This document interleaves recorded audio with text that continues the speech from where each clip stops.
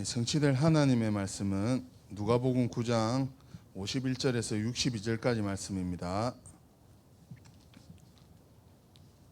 한 절씩 교독하시겠습니다. 예수께서 승천하실 기약이 차감해 예루살렘을 향하여 올라가기로 굳게 결심하시고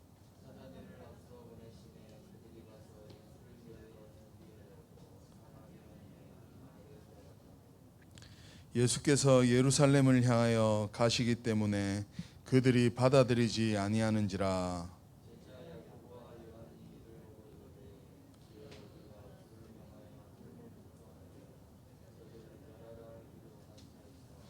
예수께서 돌아보시며 꾸짖으시고 길 가실 때에 어떤 사람이 여짜오되 어디로 가시든지 나는 따르리이다.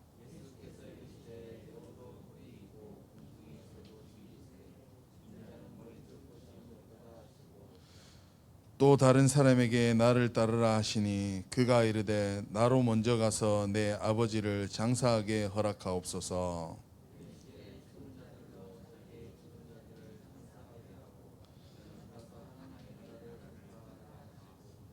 우리 두 절 합독하시겠습니다. 또 다른 사람이 이르되 주여 내가 주를 따르겠나이다마는 나로 먼저 내 가족을 작별하게 허락하소서. 예수께서 이르시되 손에 쟁기를 잡고 뒤를 돌아보는 자는 하나님의 나라에 합당하지 아니하니라 하시니라. 아멘. 문제를 향한 시선을 70 현장으로 돌리라는 제목으로 목사님 나오셔서 말씀 증거해 주시겠습니다.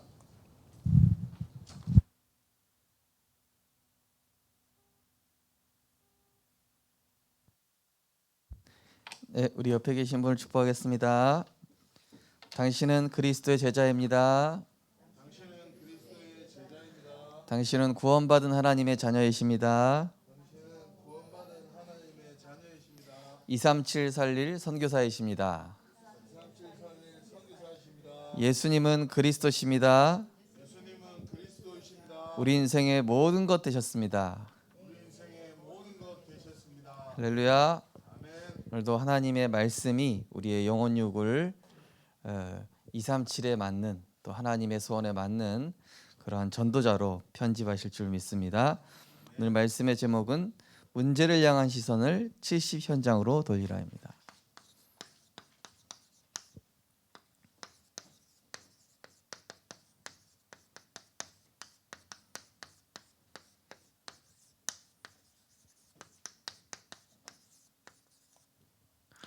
말씀은 누가복음 9장 51절에서 62절. 어떤 장수 마을에 갔더니 105세, 110세 이렇게 사시는 분들이 계신 거예요. 그래가지고 인터뷰를 한 겁니다. 아니 어떻게 그렇게 오래 건강하게 사실 수 있습니까? 그랬더니 한 분은 내가 뭐 다른 생각 안 하고 그냥 밭 돌보고 농사하는 게 이것만 하니까 뭐 다른 잡생각을 할 시간이 없으시다 이러시더라고요. 그러니까 나는 생각을 많이 하지 않는다 이런 한 분이 계셨고요. 또 어떤 분은 나는 계속 내가 좋아하는 그런, 이분도 역시 농사하시는 어르신이니까 그 작물들이 잘 자라는 것들을 상상하고 또 그 것들을 잘 안 됐어도 잘 될 것을 항상 이렇게 생각한다. 그러면은 행복하다 이러시는 거예요. 그걸 보면서 거기에 중요한 내용이 있잖아요. 한 분은 문제에 빠질 시간이 없이 막 일에만 딱 집중하는 거예요. 내가 해야 될 일에만 딱 집중하다 보니까 염려 근심할 시간이 없어요. 그리고 또 한 분은 그것이 앞으로 잘 될 거라는 이런 상상을 하는 거죠. 그러다 보니까 이제 행복한 것이죠. 오늘 성경 본문도 이 제자들의 시선을 예수님께서 바꿔주시고 있는 내용입니다. 지금 세상은 갈수록 영적인 축복을 가치 없게 보이게 하고 또 영적인 것보다 육신적인 것에 집착하게 만드는 그런 시대를 우리가 살아가고 있습니다. 그렇기 때문에 우리가 항상 이 사수하고 이 탈환해야 될 것이 바로 영적인 축복입니다. 이게 우리 인간이 원래 가졌던 축복이고, 이걸 가지고 살 때 인간은 승리하고 이 세상을 살리게 돼 있죠. 이것을 알기 이전에 우리가 어떤 존재냐? 우리는 하나님의 형상, 곧 영적 존재, 그 코에 생기를 불어넣어 생명이 된, 그래서 그 생명이 된 존재가 이 에덴 동산에서 모든 것을 누리고 하나님과 교제하고 하나님의 뜻을 이루고 하나님 주신 은혜를 가지고 살아가는, 그래서 인간만 인격이 있는데 지정의가 있잖아요. 인격의 3요소가요. 그죠?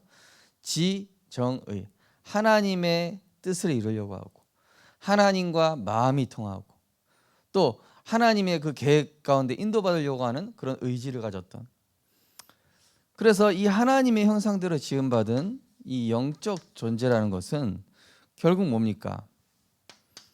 하나님을 경배하고 찬양하는 예배적 존재다.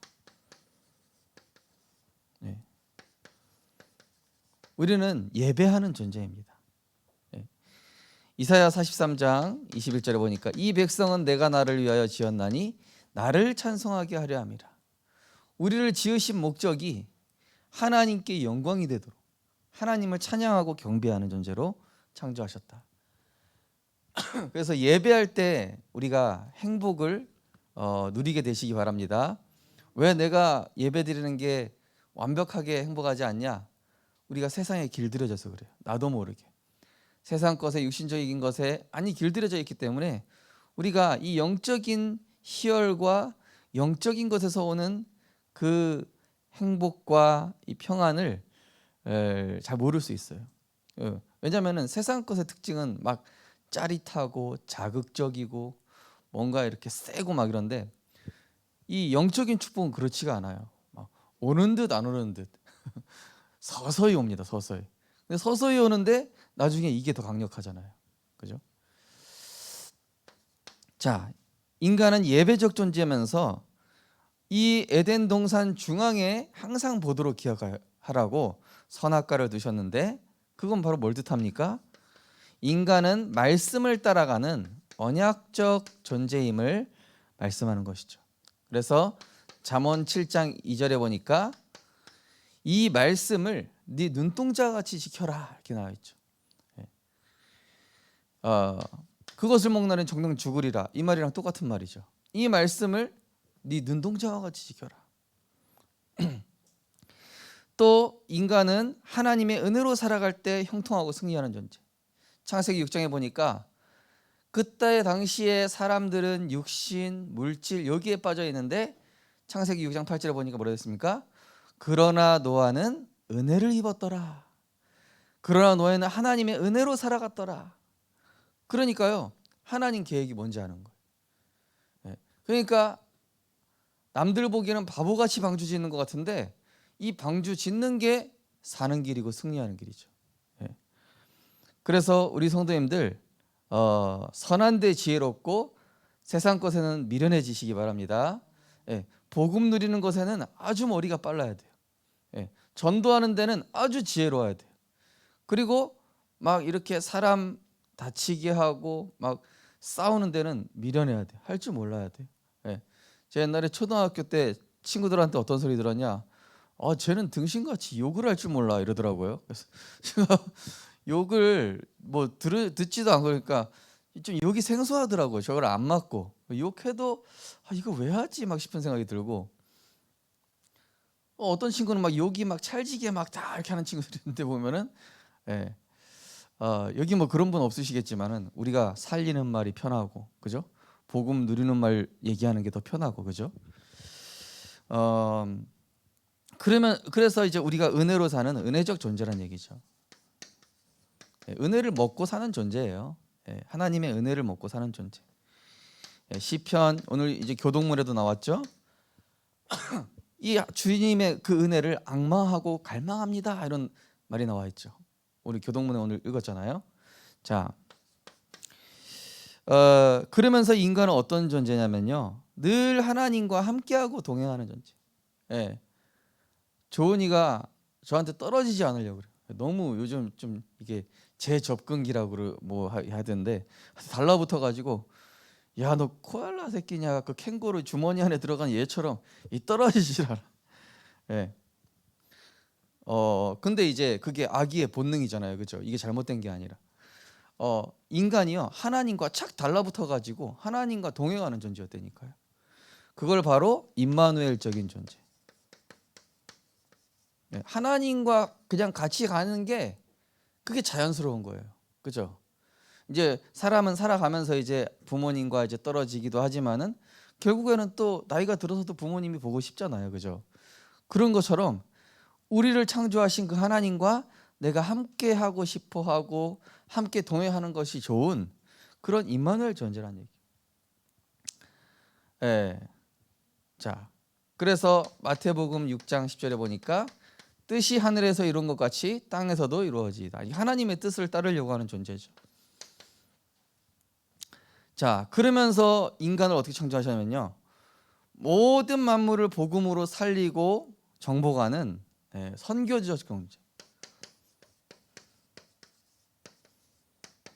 이 창세기 아브라함에게 말씀하신 창세기 12장 1절에서 3절, 내가 너를 복의 근원으로 삼겠고 너로 말미암아 모든 민족이 복을 얻을 것이라. 너를 축복하는 자에게는 내가 복을 내리고 너를 저주하는 자에게는 내가 저주하리니 땅의 모든 민족이 너로 말미암아 복을 얻을 것이라 하신지라. 이 얘기 뭡니까? 너가 그 사람들의 운명 결정할 수 있다, 이 얘기예요. 네가 그 사람들 살리면 살리는 거고, 그 사람들 복음 안 듣고 죽게 하면은 그냥 죽는 거다, 이 얘기거든요. 그러니까 모든 사람 살리는 그런 존재. 그게 바로 창세기 1장 28절. 다스리라, 정복하라, 번성하라, 충만케 하라. 선교적 존재. 이게 인간의 이 영적 존재라는 의미에 포함되어 있는 인간의 정체성입니다. 자, 그렇다면 인간에게 있어서, 우리 사람에게 있어서, 구원받은 자에게 있어서 이 예배라는 것이 무엇입니까? 특별히 고린도후서 6장 1절에 10절에 보시면은 지금이 은혜 받을 만한 때요 지금이 구원의 날이로다. 예, 이런 말씀이 나오면서 뭐라고 그러냐면은 우리는 진리의 말씀을 양손에 가진 자요, 무명한 자나 유명한 자요, 갇힌 자 같으나 자유로운 자요, 많은 사람을 부하게 하는 자로다. 이런 말씀이 나와 있습니다.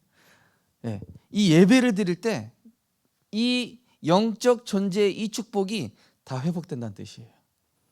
이 고린도서 6장에 그렇게 표현이 돼 있다니까요.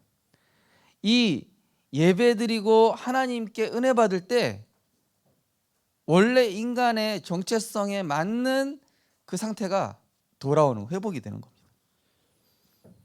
자, 이 말씀 왜 드리냐면은 이제 우리 교회 이제 새 가족분이 이제 예배 가려고 할 때마다 막 이제 불신자 남편이나 또 막 자녀들이 아주 합리적인 이야기를 가지고 오늘 예배 안 가면 안 되냐, 뭐 비대면으로 드려도 크게 상관이 없지 않냐, 막 이렇게 하다 보니까 점점 이분이 막 속으려고 하는 거예요. 예배에 대한 의미를 설명을 이제 해드렸어요. 그래서 이 예배라는 건 뭐냐면요, 한 주의 시작과 끝입니다.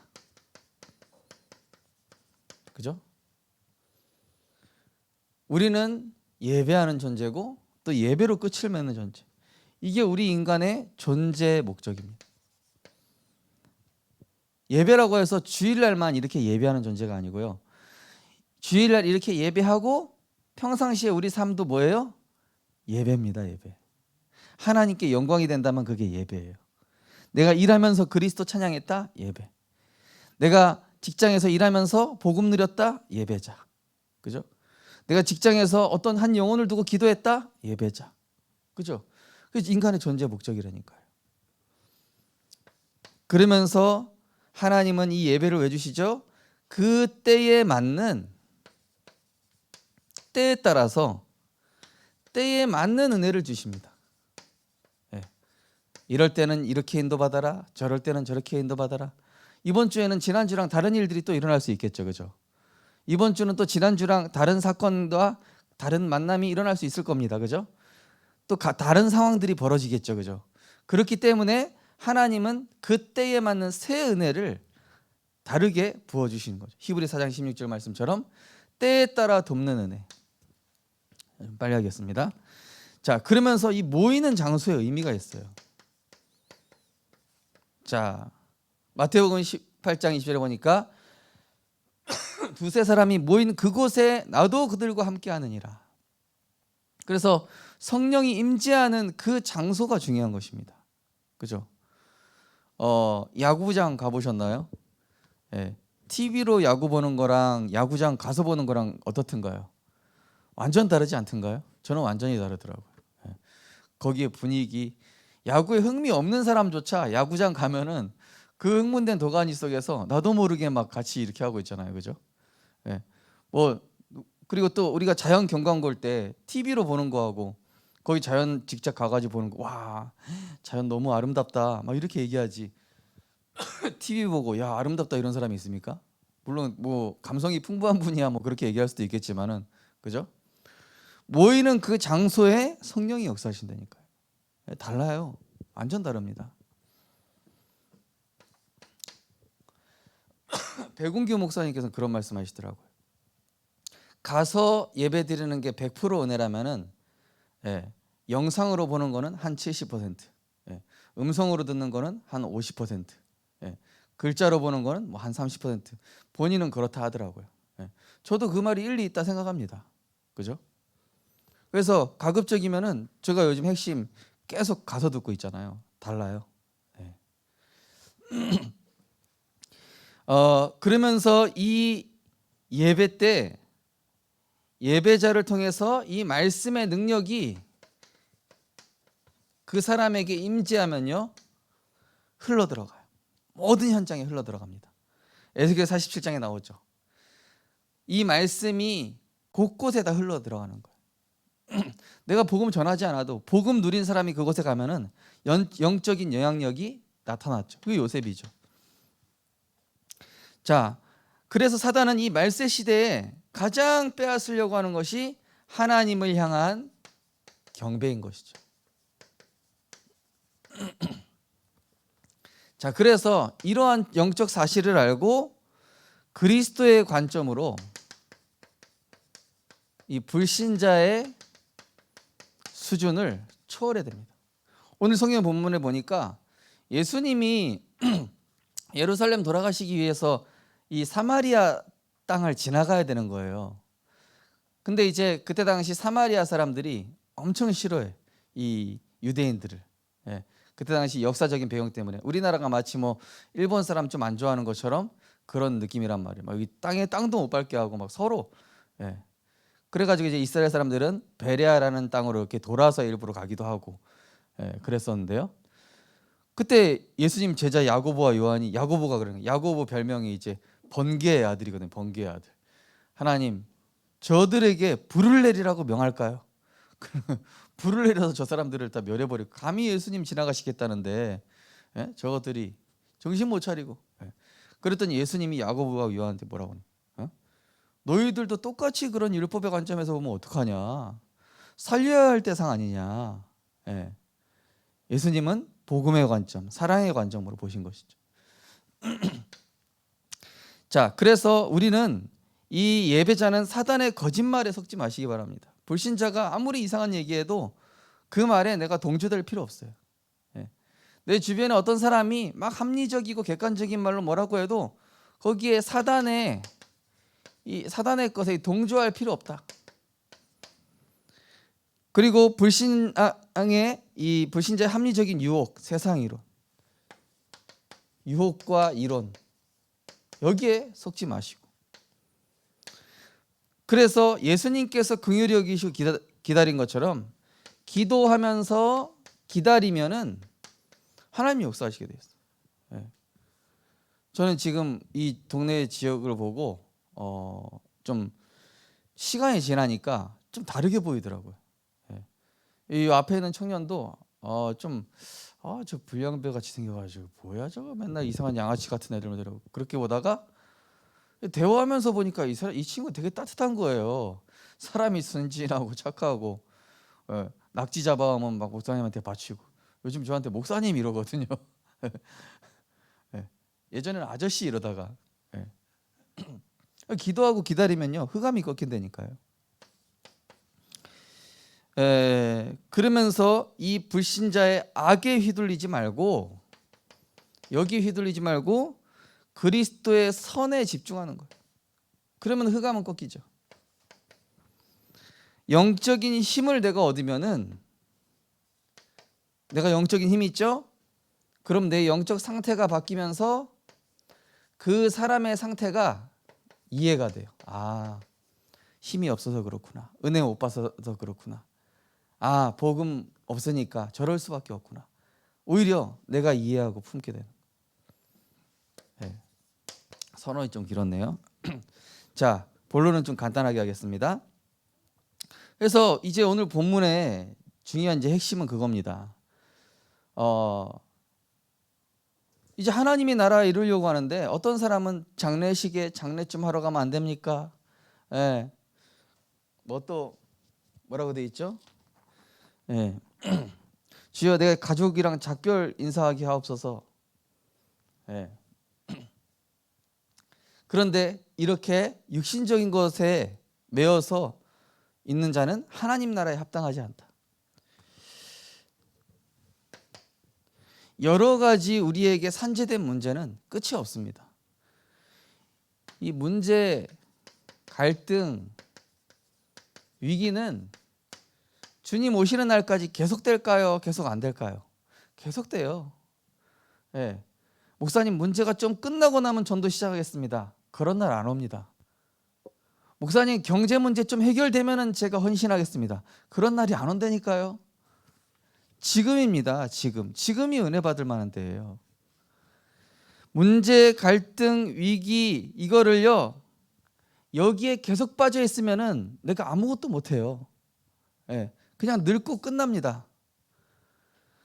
그래서 뒤돌아보지 않고 하나님의 뜻, 이 계획에 내가 인도받도록, 그래서 하나님께서 이 편집 설계하시는 거예요. 편집 설계 디자인. 하나님은 택하신 그 전도자를 이 절대 목표를 향해서 무조건 가게 하시는 거예요. 무조건 도달하게 하셔요. 예.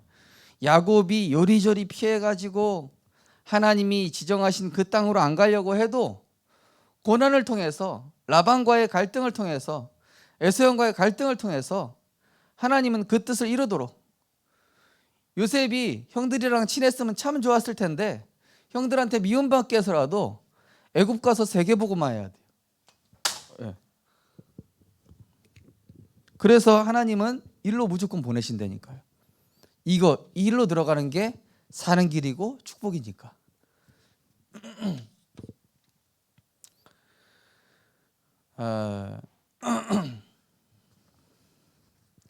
제 예전에 그 어떤 교회 교육자분 중에 유초등부 사역하는 분이 있었어요. 유초등부 사역하시는 분이 있는데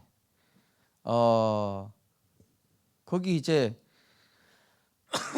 유초등부 하시는 그 분의 이제 남편분이 막 이게 영적인 좀 기복이 있어요. 그러다 보니까 제가 이제 전도사님 그분 때문에 사실 전도자의 길을 가는 거다. 제가 그 얘기를 했거든요. 예. 우리가 어찌 보면은 내가 불편한 상황인 것 같고 좀 이상한 상황인 것 같은데 알고 보면 하나님이 일로 가게 하시는 것이죠. 그죠? 자, 때로는 그 길을 가지 않고 내 길을 가면은 소중한 것을 건드리시기도 해요. 예. 이삭을 바쳐라. 갑자기 이러신다니까요. 예. 내 소중한 거, 우리 부모님, 우리 가족, 하나님 가족은 건드리시지 말아야지. 내가 언약의 길 가는 게 우리 가족이 축복받는 길이거든요. 예. 자, 그리고 하나님은 그냥 두시는 것이 아니라 악한 자가 건드릴 수 없도록 알고 보면 문제인 줄 알았는데 이 문제가 뭐예요?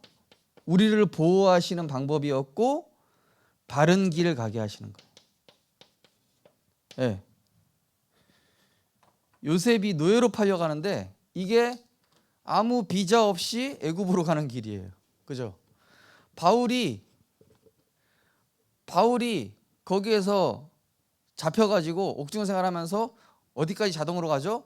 로마 황제까지 앞으로 자동으로 가잖아요. 문제 같은데 알고 보니까 그게 하나님이 유대인으로부터 바울을 보호하시는 방법이었고, 그리고 하나님이 요셉을 감옥소로 보내신 게 애굽에 있는 많은 잡다한 사람들로부터 보호하셔서 바른 길로 가게 하신 방법이었다라는 거죠. 저는 항상 그랬다니까. 나 왜 친구가 없지? 네. 부산에도 역시 친구가 없어요. 네. 서울에서도 사실 그냥 이렇게 영적으로 소통한 분이 있지 육신적으로 친한 분들이 없어요. 이상하게. 나도 좀 이렇게 좀 어울리고 같이 좀 즐기 이런 사람이 있으면 좋겠는데 없는 거예요. 알고 보니까 하나님은 저한테 이 길만 가라고. 자, 결국 뭡니까? 하나님은 우리의 소원과 관심과 우선순위를 하나님께 딱 맞추라는 거예요.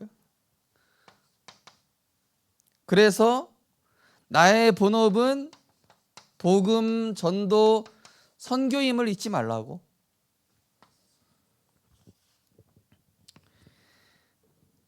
이런 과정을 거치면서 하나님은 내 안에 12가지 남아있는 이게 잔재돼 있어요. 잔재.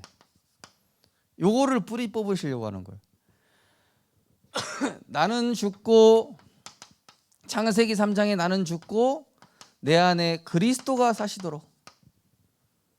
네. 그리스도로 모든 문제 끝났는데 안 끝내려고 하는 체질. 그리스도께서 만왕의 왕 되시고 참 제사장 되시고 길이요 진리요 생명 되셨는데 내가 자꾸 내 길을 가려고 하고 내가 원하는 거를 이뤄달라고 하니까 하나님은 나를 바꾸시는 거예요. 재창조하시는 거예요. 그리스도 안에서 새로운 피조물로, 그리스도 안에서 하나님과 맞는 자로. 그래서 세계복음화 하도록 전도자로 축복하시려고. 네.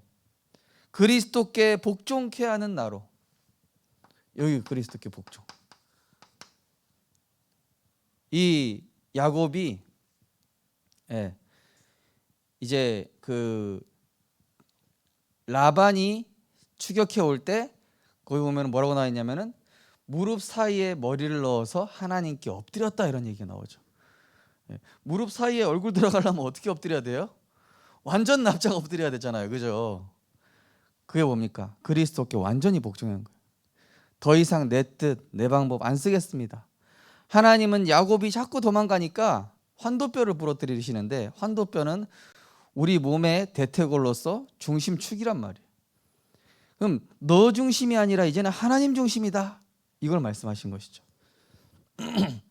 안 되고 막히는 것 자꾸 막히죠. 막히고 안 되는데 이것이 알고 보면 하나님의 시작이에요. 어떤 기도라도 일단 시작하면은 하나님이 그 기도에 반응하셔서 바르게 잡아주세요. 어떻게 바르게 잡아주시죠? 하나님의 계획. 나는 이 애굽에서 쭉 왕노릇하면서 잘 살 수 있는 애굽 왕자인데 이 살인자 2명 쓰게 하시고 미디안 가게 하셔서 창세기를 쓰다 보니 어느 날 하나님이 호렙산으로 부르셨고 어느 날 보니까 출애굽의 역사 속으로, 그죠? 기도하면은 이 하나님 계획이 보이죠. 또 내게 있는 우상되어 있는 것. 어떤 분은 돈, 어떤 분은 자녀, 어떤 분은 뭐 집문서, 어떤 분은 뭐 여자친구, 남자친구.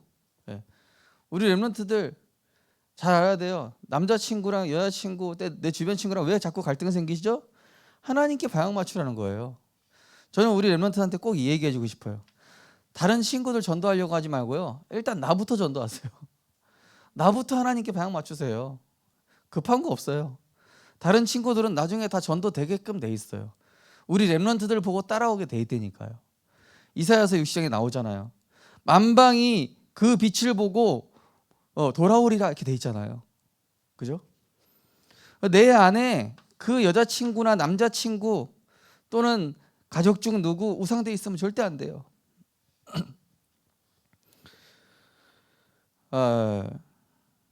저는 그래서 참 감사해요. 우리 송희 사모님하고 결혼한 게 감사해요. 전혀 우상이 아니에요. 예, 기도 대상이지. 예. 제가 뭐 이런 부끄러운 얘기지만은 좀 아리따운 여성분하고 연애를 잠깐 한 적이 있었어요. 전도사 때. 그랬더니 사역도 안 하고 담임 목사님 말도 안 듣고 이상해지더라니까 사람이.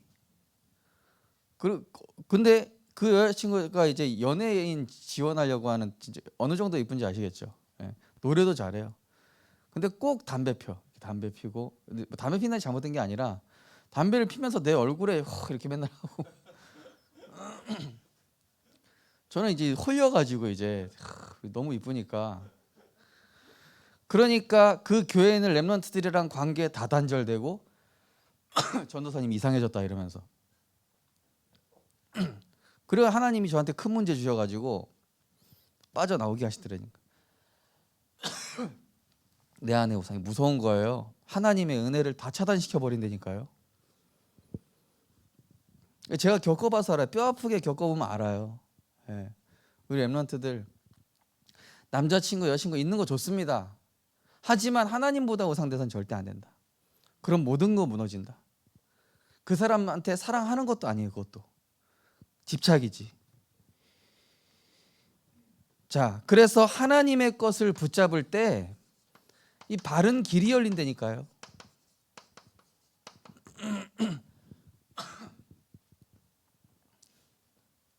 하나님께서 야곱에게 우상되었던 요셉을 노예로 팔아버렸어요. 야곱이 얼마나 사랑했으면 이 요셉한테만의 색동옷을. 그 얘기 뭡니까? 야곱에 있어서 요셉은 우상이었던 거예요. 한마디로. 그랬더니 그 가장 소중한 우상을 노예로 팔아버렸어요. 근데 알고 보니까 그게 그 온 가족과 민족이 사는 바른 길이었던 거잖아요. 그죠? 그래서 우리는 사람한테서 지난주 강단 말씀처럼 어디에도 소망 두지 말고 말씀에서 하나님의 의도를 찾고 의도를 찾으면 답이 보이고 여기 답을 찾게 되면 여기서 하나님의 무한한 힘이 나에게 따라오게 되는 것이죠. 그리고 이 말씀이 감동과 위로로 끝나면 안 됩니다. 물론 감동과 위로의 요소가 있지만 감동과 위로로 끝나지 말고 이 말씀이 하나님에게 내게 말씀하시는 음성과 미션까지 연결이 돼야 된다. 그러면은 진짜 응답받게 돼 있습니다. 자, 그래서 이제는 이러한 배경을 가지고 내 생각, 내 문제 해결에서 빠져나와서 여기서 빠져나와서 나의 모든 기도를 구원 사역을 위한 기도로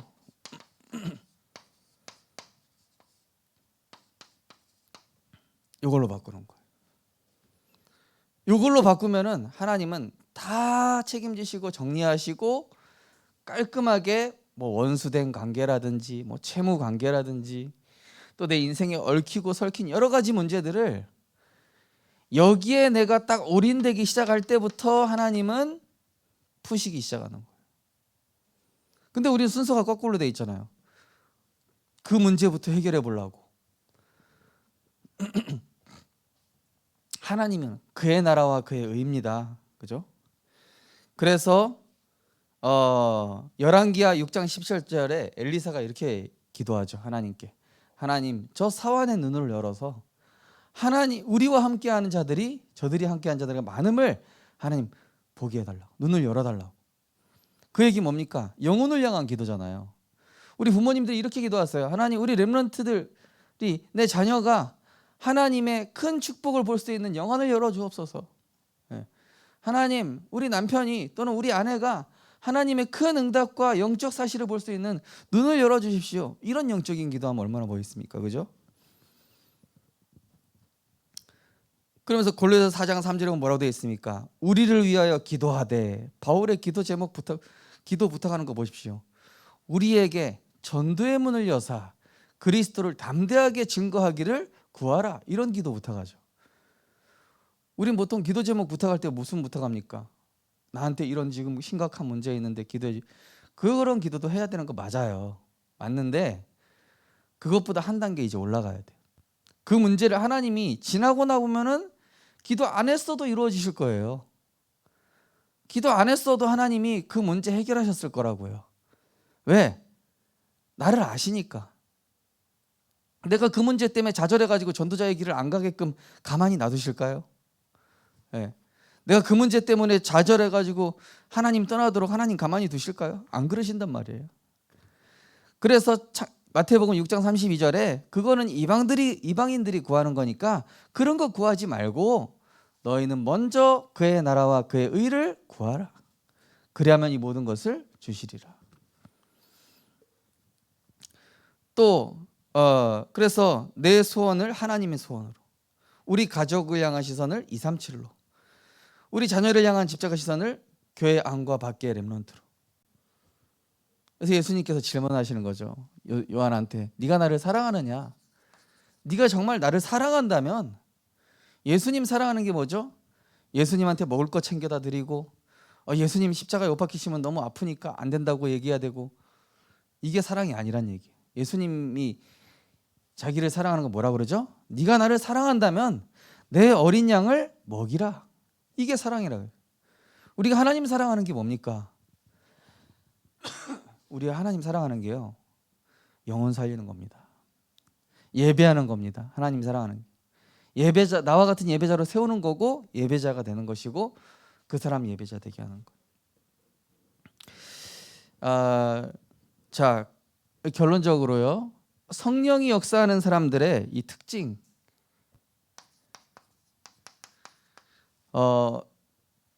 저는 이거 지금까지 집중 전도훈련 간증하는 분들이라든지 전도운동 응답받는 분들을 나름대로 좀 분석을 해봤어요.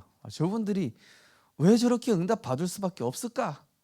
좀 이렇게 논문도 한번 써봐야 되겠다. 분석해본 결과 5가지가 나오더라고요.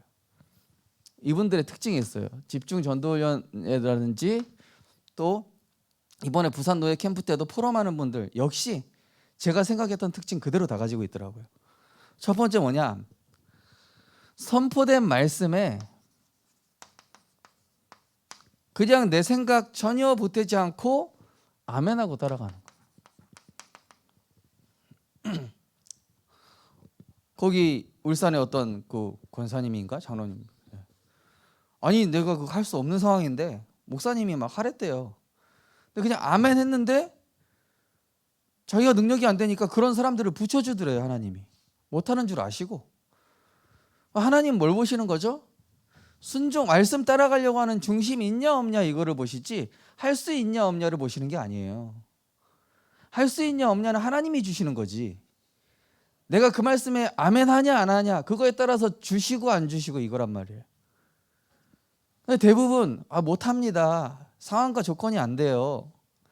근데 이분들 응답받는 특징 보니까 딱 나오더라고요. 그 다음에 이분들 두 번째 특징 보니까 본부 흐름 말씀, 강단 말씀, 그리고 현장 기도 수첩이죠. 이 말씀을 이 기도로 소화하고 이 말씀을 항상 따라가고 있어요. 네. 제가 우리 교회 그 토요일 날 핵심 띄우고 또 말씀 흐름 올라오면 계속 하는 게 그 이유입니다. 네. 말씀 따라가면은 되게 돼 있어요. 말씀 따라가는 사람은 무조건 됩니다.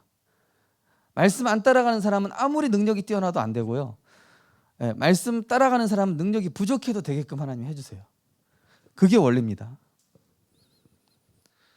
그리고 이분들의 특징을 제가 분석해 보니까 하나님 앞에서 안 되는 자신의 그 부분에 대해서 정말로 진실되게 안 된다고 고백하고, 그러면서 내가 갱신해야 될 부분을 빨리 결단하고 갱신, 예, 빨리 갱신합니다. 이 한나가 계속 자식 달라고 기도했으면 어떻게 했습니까? 자기 마음만 상처만 더 깊어지는 거죠, 그죠? 하나님에 대한 원망만 생기겠죠. 그런데 한나가 어떻게 바꿨죠? 어떻게 갱신했죠? 아, 나실인 이 시대에 하나님 필요로 하시는 거 금세 갱신한 거예요. 그랬더니 응답이 바로 오잖아요. 이 응답받는 분들 특징도 그렇더라고요. 그러면서 작은 사건도 그냥 지나가지 않고 영적인 의미를 질문하면서 여기에 숨겨진 하나님의 응답이 뭔가를 찾아내는 거예요. 근데 성경 속에 있는 인물들도 그래요. 예를 들어서 우리 가정에 어떤 일이 있었다, 직장에 어떤 일이 있었다, 친구랑 어떤 일이 있었다, 이런 일들이 있었을 때 거기에서 의미와 응답을 찾아내는 거예요. 나에게 주시는 응답. 그리고 이분들의 이제 좀 특징을 보니까 아무 조건 없는 영혼 사랑, 교회 사랑, 전도자, 렘넌트, 이 사랑하는 마음을 하나님 주셨더라고요. 그분들이 원래 있는 분들도 있고 원래 가진 분들도 있고 또 이거를 하나님 주신 분들이 있더라고요. 그래서 진짜 이 응답받는 분들 특징을 제가 분석을 해봤습니다. 이런 특징을 하나님이 우리에게 갖추게 하실 것입니다. 어떻게 해야 되냐? 문제를 향한 시선을 현장으로 바꾸면 돼요. 문제를 향한 시선을 죽어가는 저 영혼을 두고 바꾸면은 이 5가지 특징은 자동으로 따라오게 될 것입니다. 기도하겠습니다. 하나님 감사드립니다. 세상은 영적인 축복이 급하지 않다고, 지금 너에게 급한 것은 문제 해결이라고 거짓말하고 있습니다.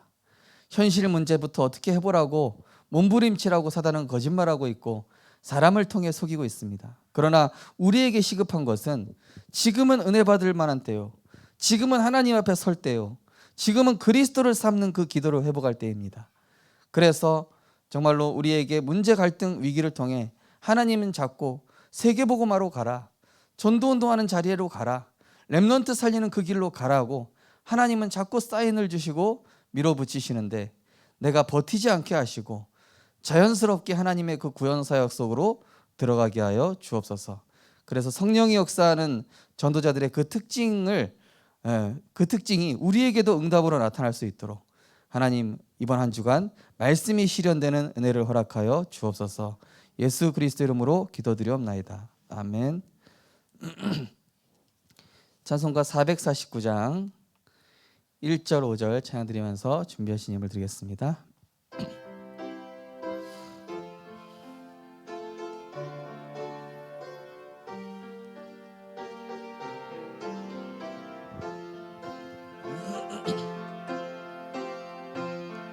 예수 따라가면 복음 순종하면 우리 행할 길 환하겠네. 주를 의지하며 순종하는 자를 주가 늘 함께 하시리라. 의지하고 순종하는 길은 예수 안에 즐겁고 복된 길이로다. 주를 힘입어서 말씀 잘 배우고 주를 모시고 살아가세.